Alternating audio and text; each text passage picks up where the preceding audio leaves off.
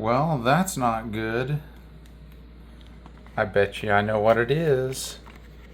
Whenever I replace one, I buy one. Let's go out and change it out. All right, first thing I'm going to do is I'm going to go out here to the service disconnect. Ooh, been a minute since I've been in there. Get out of there. I'll set him up here. Yeah, those are probably good. I'm going to remove this panel to gain access to the capacitor and fight a June bug war.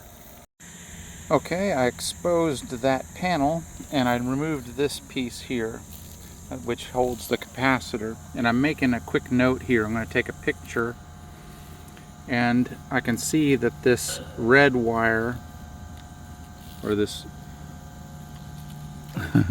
it's supposed to be red wire, and this blue wire are on the connected piece. Something's biting me. See this connected piece here? They're two together, and then this yellow one is off by itself. So red on the left, blue on the right, and then yellow in the back.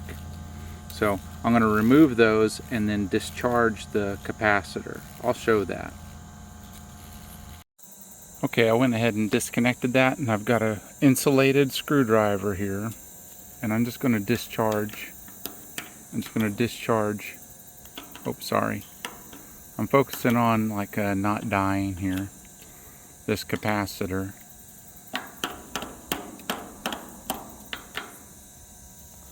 But I'm going to go through and do that when I'm not trying to film. But I'm going to discharge it so I don't piss well myself.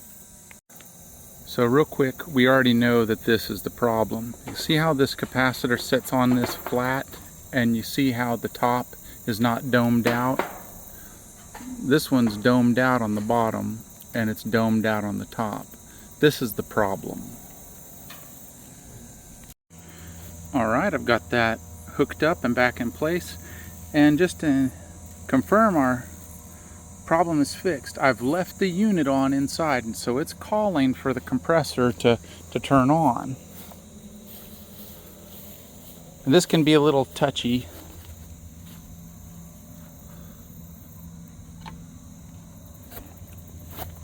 But let's just see if we can get this on camera. Look at there.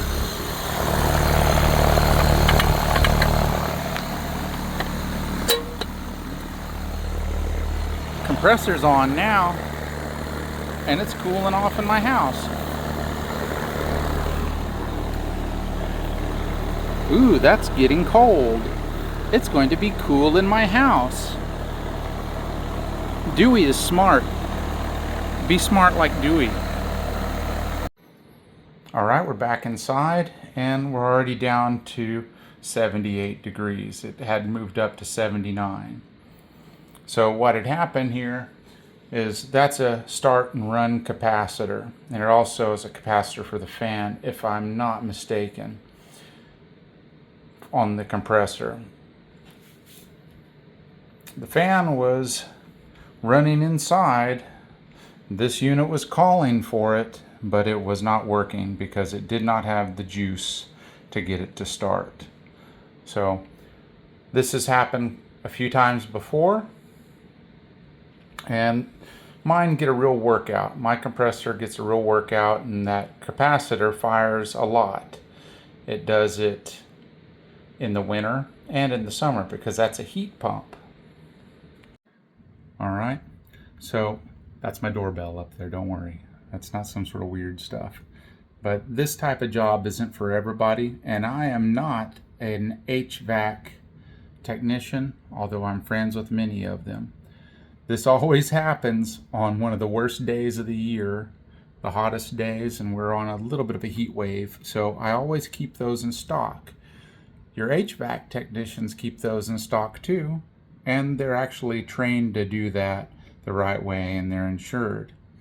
If that capacitor was still loaded, which a lot of them all still have a little bit of juice, and I touched it or grounded myself out to it, I'd be in a world of hurt because those have like 300 to 400 volts. But we knew that one was out of service, and now I'm back in the cool. So I'm going to take my shoes off and relax. Thanks for watching.